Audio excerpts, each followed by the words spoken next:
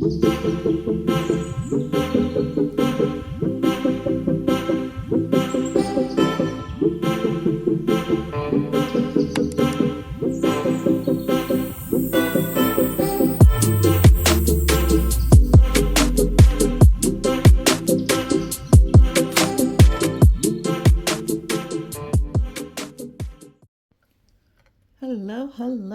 I have not done a YouTube video in such a long time, so I decided to do one now. Now I am repainting one of my partial silicone kits. This is the Sleeping Sage. She has been up on my shop, but I took her off my shop because I am revamping, reworking, redoing her whole kit.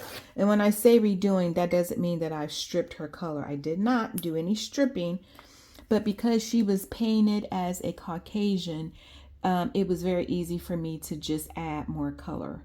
So she is going to be colored as an African American or biracial or Mexican American or Spanish American or a Native American or indigenous. I'm sorry. So I guess it just really depends. When you get a baby and the color, whatever you see, as far as I see this ethnicity or not, that is such a individual thing. So I don't really like to label my babies.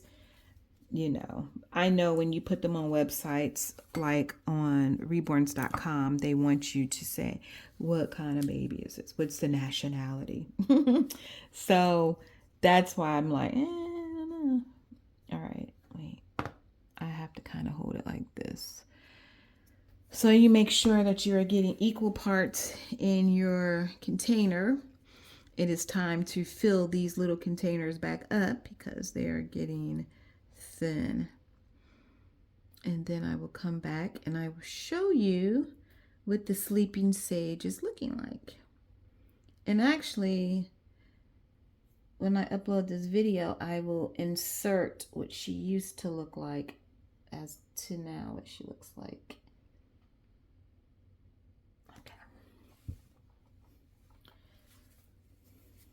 So, hold on.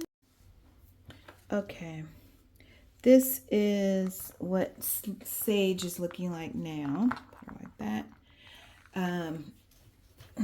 She was way more this color, but like I said, I'm giving her a little bit more of a little color. There is still hair here because when I plucked it out, I had still a lot of hair there. Even after I gave her a bath and I scrubbed it and I still was pulling.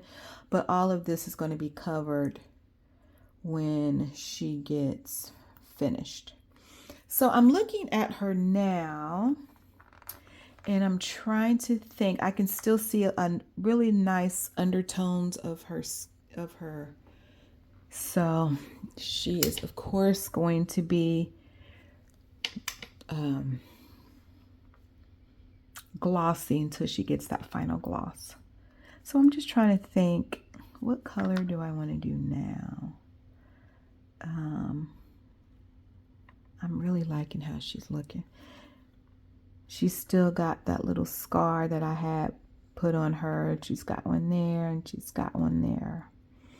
I'm also going to redo her lips. Like she's getting a whole new one. So I mixed this and I'm looking at her color. I think I might want to do, let's go back this way. We might, y'all. The last coat I did was brown and that really like popped.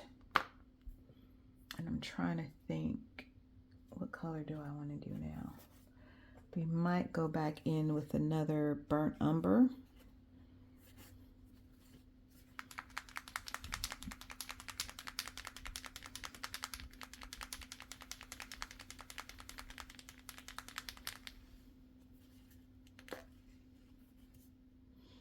But before I do burnt umber, I want to make sure, is that what I want to do? Yeah, sure. Now I put a lot of drops in my color. I know a lot of people say, oh, you only need one because a little goes a long way. A little does go an extremely long way. You don't need a whole lot, but depending on how you want your color, it's going to depend on how much you add, because this color, once I put it on and pounce it off, it ain't gonna be this color. So I'm gonna take my paint thinner and we're gonna thin this out some.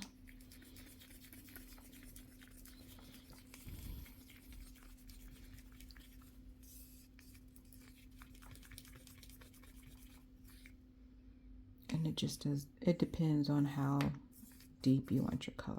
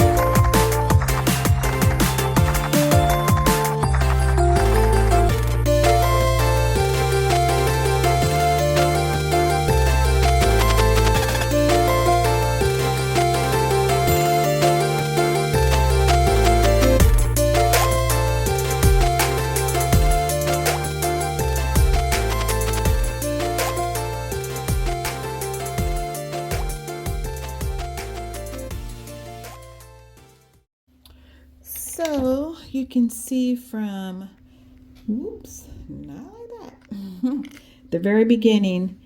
So this was a good amount of paint. I went to the 2 draw on my cup. So when I do more paint, I know how much paint I should make instead of, and I'm gonna tell y'all, I even though I know, I still managed to mess up and get more than I need. Now I will say this cake pan or cake little platter did really good because I can just wipe off my mess and use it again. Also, you can tell that it was very hard trying to hold a partial silicone.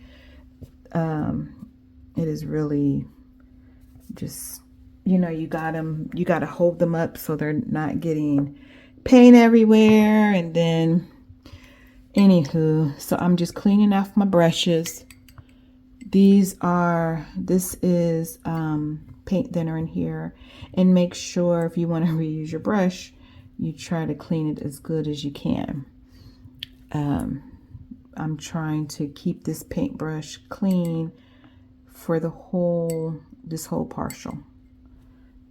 And then I like to come back in with a toothpick and kind of get in the little bristles because you have a whole lot of old paint there that might sit there. And you don't want to have any little cured silicone balls on your baby.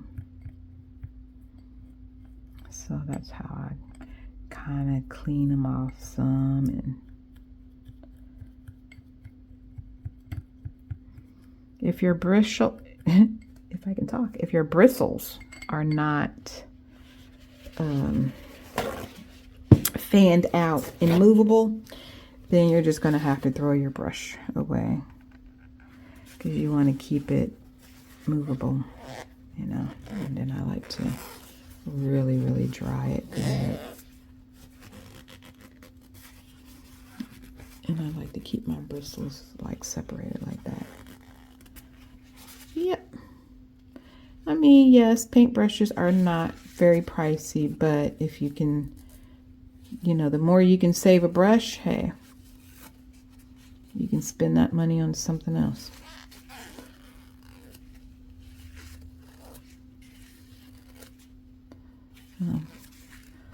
We'll let that dry. And so we'll be back when the doll is cured. And when it's cured all up in here, then you know your doll is definitely cured. But I won't be back probably with another video until she is pretty much finished. But I am going to put a before and during of what I have.